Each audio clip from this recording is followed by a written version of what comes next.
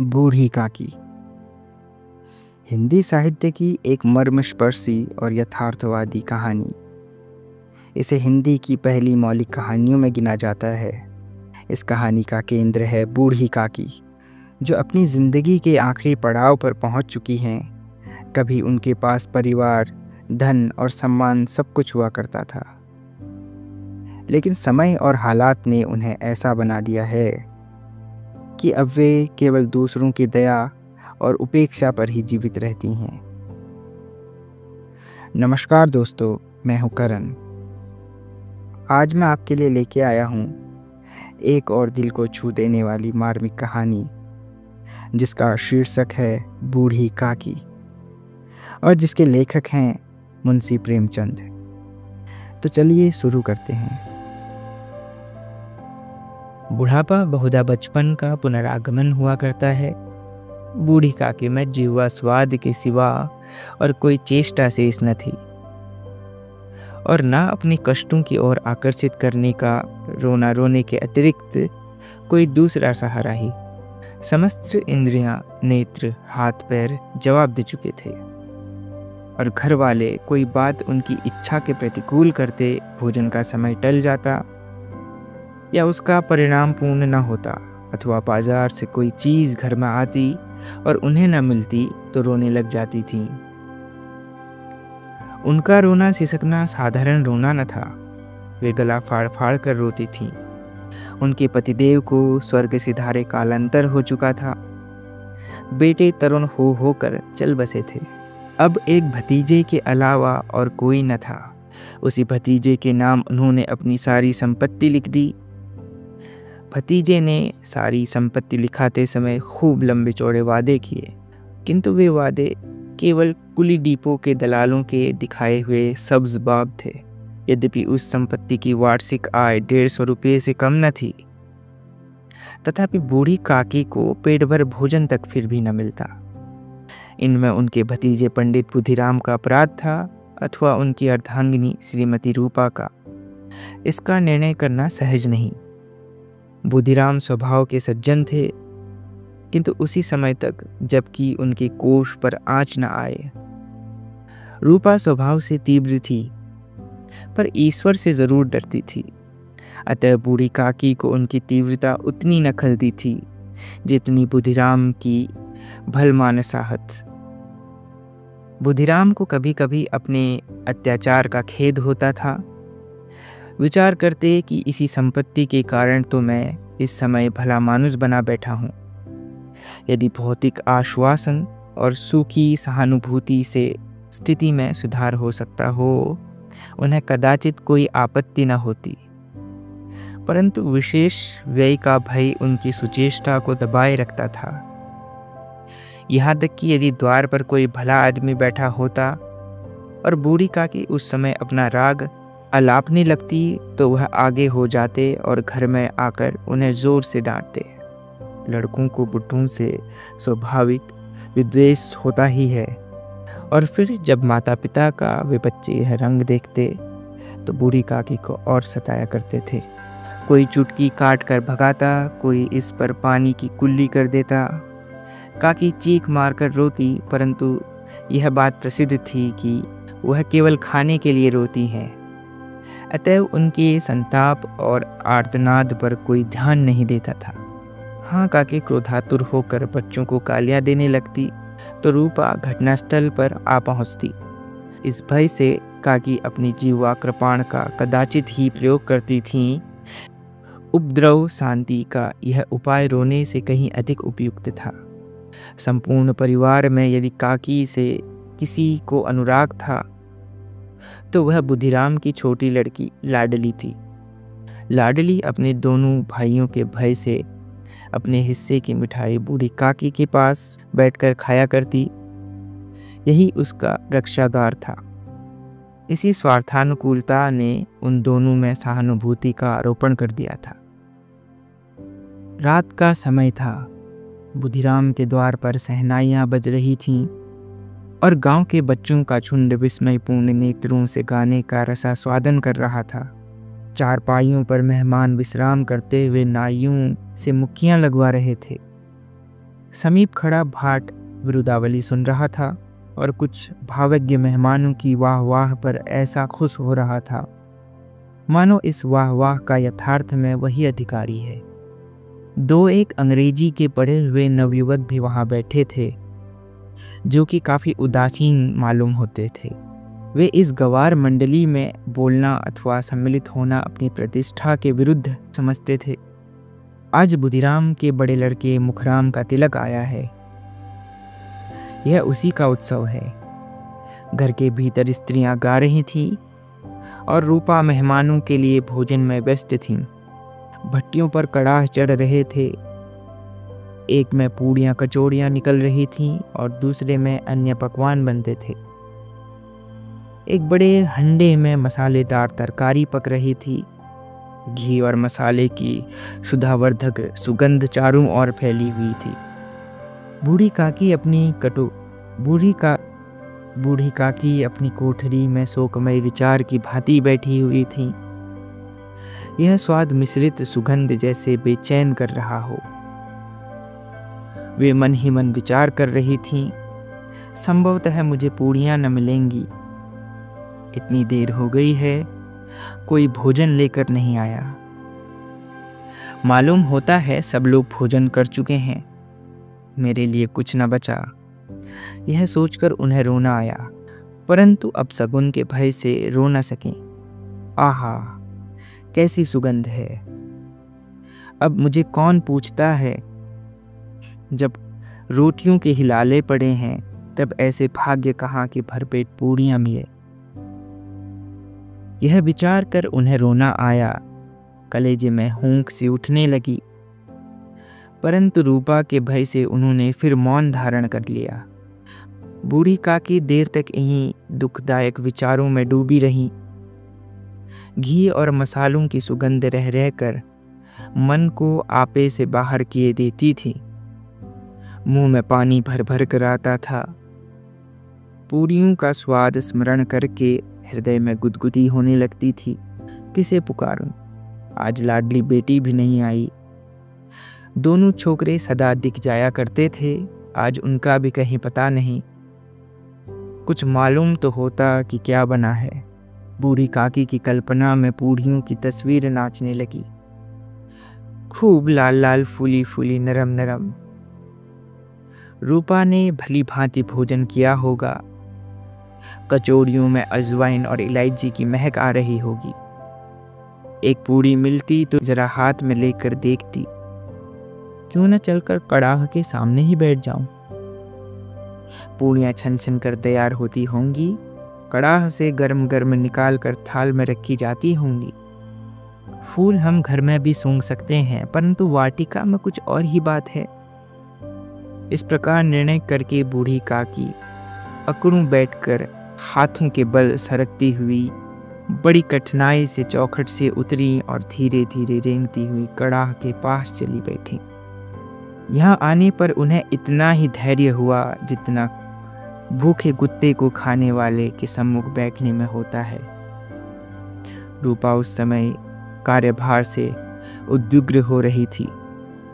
कभी इस कोठे में जाती, कभी उस कोठे में, कड़ाह के पास जाती, कभी भंडार में जाती। किसी ने बाहर से आकर कहा, महाराज ठंडई मांग रहे हैं। ठंडई देने लगी। इतने में फिर किसी और ने आकर कहा, भाट आया है, उसे कुछ दे दो। भाट के लिए सीधा निकाल रही थी कि एक तीसरे आदमी ने आकर पूछा, अभी भोजन तैयार होने में कितना विलंब है? जरा ढोल मजीरा उतार दो। बेचारी अकेली स्त्री दौड़ते दौड़ते व्याकुल हो रही थी। झुंझलाती थी, कुड़ती थी, परंतु क्रोध प्रकट करने का अवसर न पाती थी। भय होता कहीं पड़ोसी ने यह न कहने लगे। इतने में ही उबल पड़ी।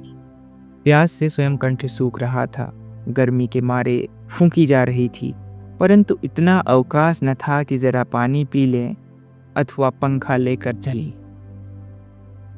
यह भी खटकता था कि जरा आंख हटी तो चीजों की लूट मची। उसने बूढ़ी काकी को कड़ाह के पास बैठी देखा तो जल गई। क्रोध ना रुक सका। इतना भी ध्यान न रहा कि पड़ोसी ने बैठी हुई हैं, मन में क्या कहेंगी। पुरुषों में लोग सुनेंगे तो क्या कहेंगे। जिस प्रकार मेंढक केंचुए पर झपटता है, उसी प्रकार वह बूढ़ी काकी पर झपटी और उन्हें दोनों हाथों से झपट कर बोली, ऐसे पेट में आग लगे, पेट है या भाड़? कोठरी में बैठते हुए क्या दम घुटता था? अभी मेहमानों ने खाया नहीं है, भगवान को भोग नहीं लगा है। तब तक धैर्य ना हो सका, आकर छाती पर सवार हो गई। जल जाए ऐसी जीभ, दिन भर खाती रहती है बुढ़िया। गांव देखेगा तो क्या कहेगा, बुढ़िया को भरपेट खाना नहीं दिया जाता। डायन न मरे तो मांचा छोड़े, नाम बेचने पर लगी है, इतनी ठूसती है न जाने कहाँ भस्म हो जाता है। भला चाहती हो तो जाकर कोठरी में बैठो, जब तक घर के लोग खाने लगेंगे तब तक तुम्हें भी मिलेगा। तुम कोई देवी नहीं हो कि चाहे किसी के भी मुंह में पानी आए ना आए, परंतु तुम्हारी पूजा पहिए हो जाए। बूढ़ी काकी ने सिर उठाया, न रोई न बोली, चुपचाप रेंगती हुई अपनी कोठरी में चली गई।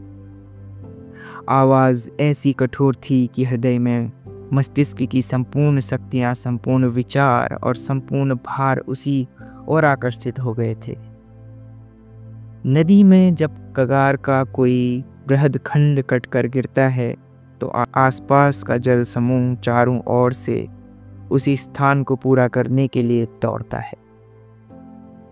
भोजन तैयार हो गया है, आंगन में पत्तलें पड़ गईं, मेहमान खाने लगे। स्त्रियों ने जेवनार गीत गाना भी आरंभ कर दिया। मेहमानों के नाई और सेवकगण भी उसी मंडल के साथ किंतु कुछ हटकर भोजन करने बैठे थे। परंतु सभ्यता अनुसार जब तक सबके सब भोजन न कर लें, कोई उठ नहीं सकता। दो एक मेहमान जो कुछ पढ़े लिखे थे, सेवकों के दीर्घाहार पर झुंझला रहे थे। वे इस बंधन को व्यर्थ और बेकार की बात समझते थे। बूढ़ी काकी अपनी कोठरी में जाकर पश्चाताप कर रही थी कि मैं कहाँ से कहाँ आ गई। उन्हें रूपा पर क्रोध नहीं था, बल्कि अपनी जल्दबाजी पर दुख था। सच ही तो कह रही थी रूपा, मेहमान लोग भोजन न कर चुकेंगे, घर वाले कैसे खाएंगे। मुझसे इतनी देर भी न रहा गया, सबके सामने पानी उतर गया। अब जब कोई बुलाने नहीं आएगा तब तक मैं नहीं जाऊंगी।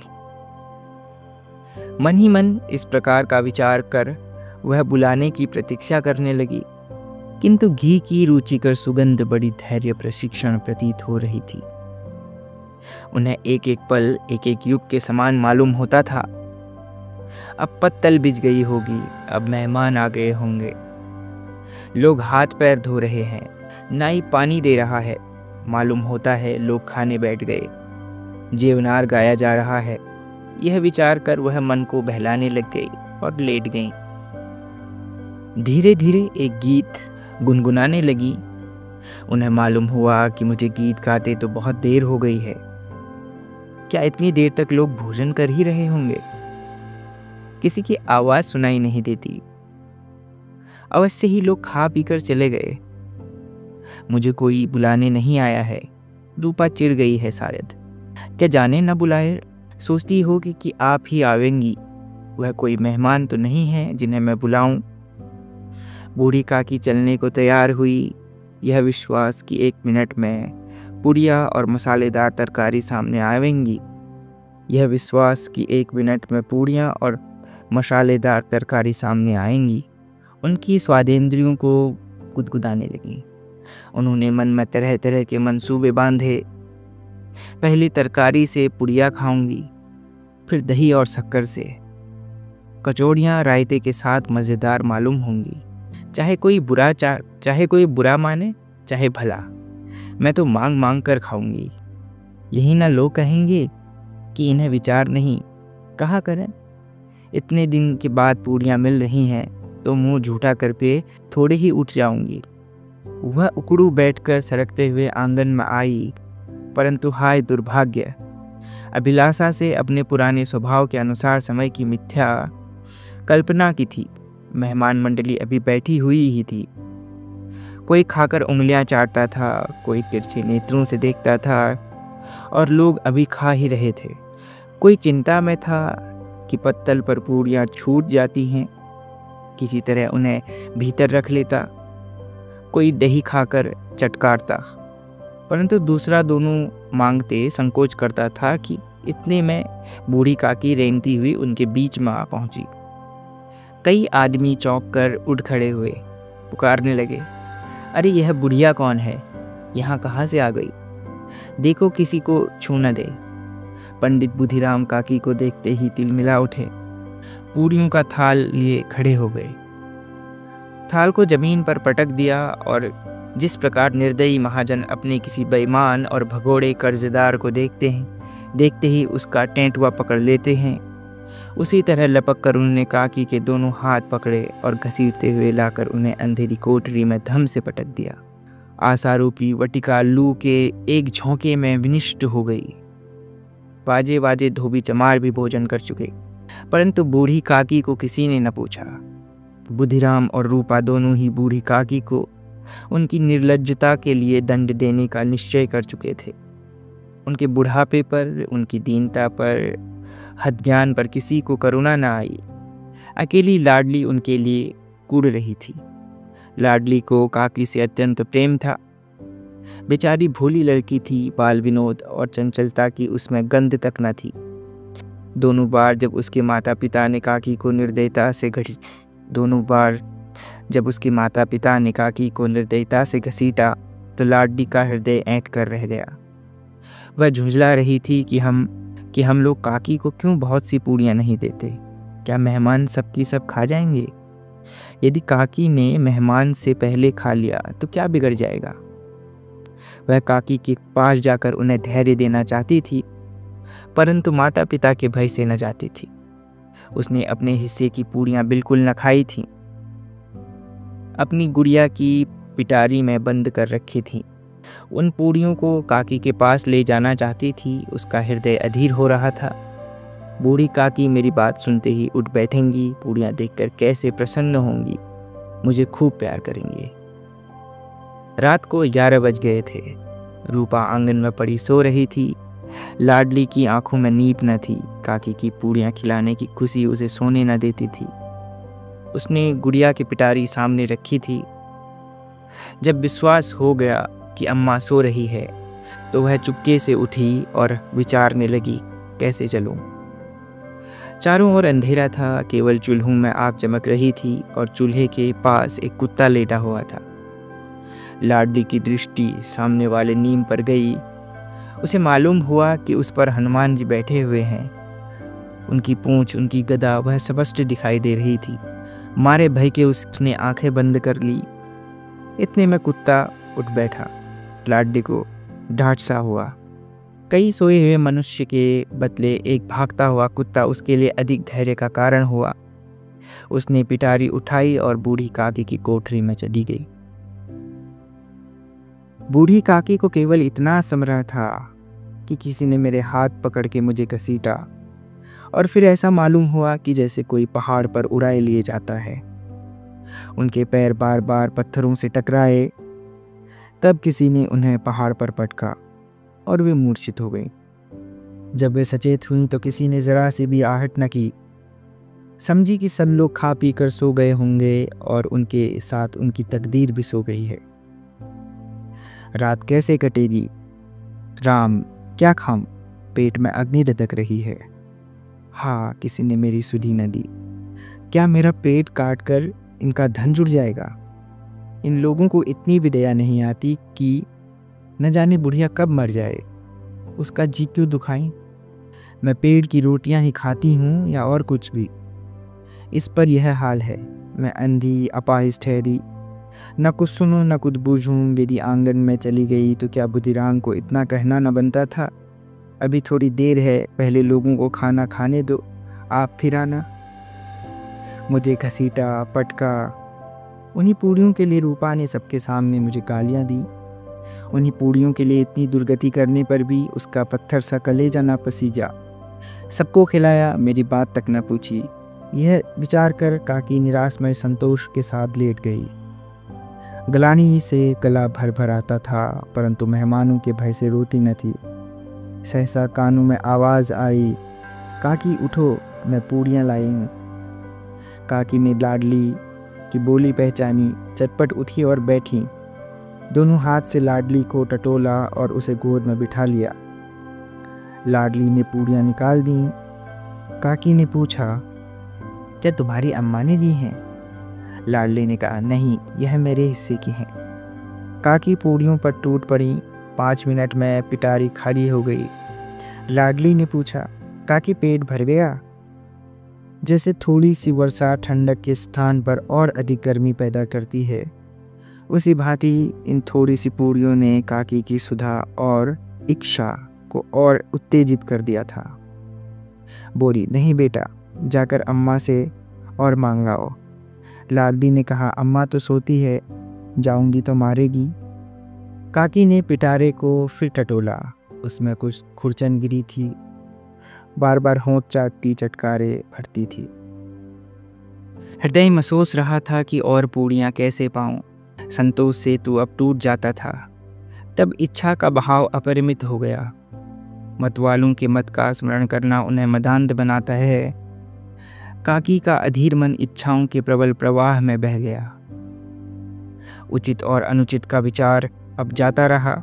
वे कुछ देर तक उस इच्छा को रोकती रहीं। सहसा लाडली से बोली, मेरा हाथ पकड़कर वहाँ ले जा जहाँ मेहमानों ने बैठकर भोजन किया था। लाडली उनका अभिप्राय न समझ सकी। उसने काकी का हाथ पकड़ा और ले जाकर जूठे पत्तलों के पास बिठा दिया। दीन सुधातुर हदज्ञान बुढ़िया पत्तलों से पूड़ियों के टुकड़े चुन चुन कर भक्षण करने लगी। ओह, दही कितना स्वादिष्ट था, कचौड़ियाँ कितनी सलोनी, सख्त कितने, खस्ता कितने सुकोमल थे। काकी बुद्धिहीन होते हुए भी इतना जानती थी कि मैं वह काम कर रही हूँ जो मुझे कदापि न करना चाहिए। मैं दूसरों की झूठी पत्तल चाट रही हूँ, परंतु बुढ़ापा तृष्णा रोग का अंतिम समय है। जब संपूर्ण इच्छाएं एक ही केंद्र पर आने लगती हैं, बूढ़ी काकी में यह केंद्र उनकी स्वादेंद्रियां थीं।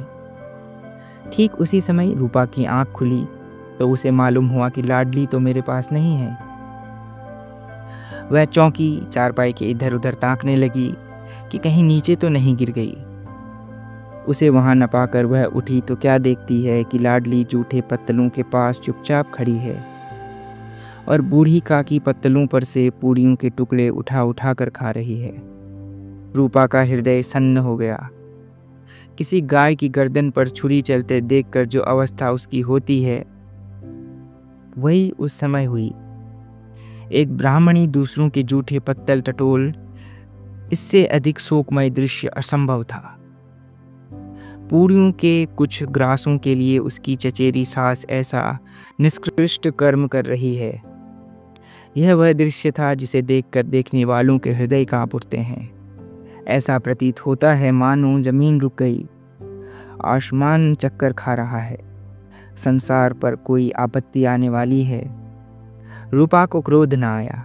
शोक के सम्मुख क्रोध कहाँ, करुणा और भय से आंखें भर आईं।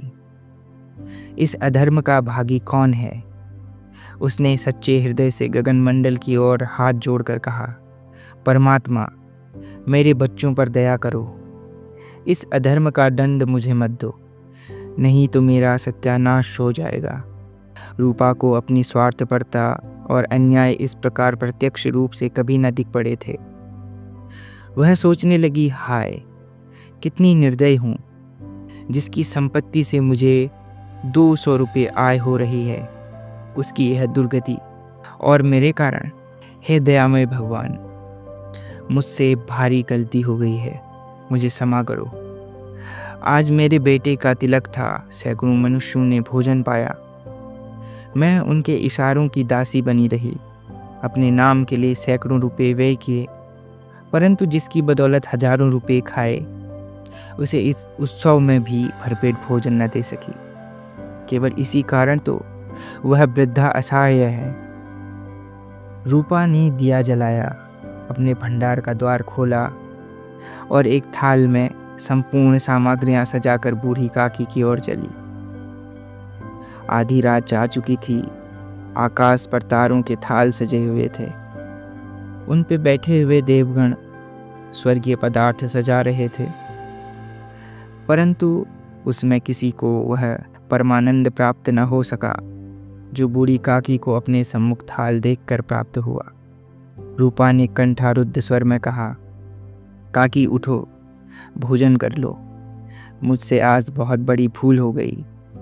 उसका बुरा न मानना, परमात्मा से प्रार्थना कर दो कि वह मेरा अपराध क्षमा कर दें। भोले भोले बच्चों की भांति जो मिठाइयाँ पाकर मार और तिरस्कार सब भूल जाती हैं, बूढ़ी काकी वैसे ही सब भुलाकर। भोले भाले बच्चों की भांति जो मिठाइयाँ पाकर मार और तिरस्कार सब भूल जाते हैं, बूढ़ी काकी वैसे ही सब भूल कर बैठ गईं और खाना खाती रहीं। उनके एक एक रोए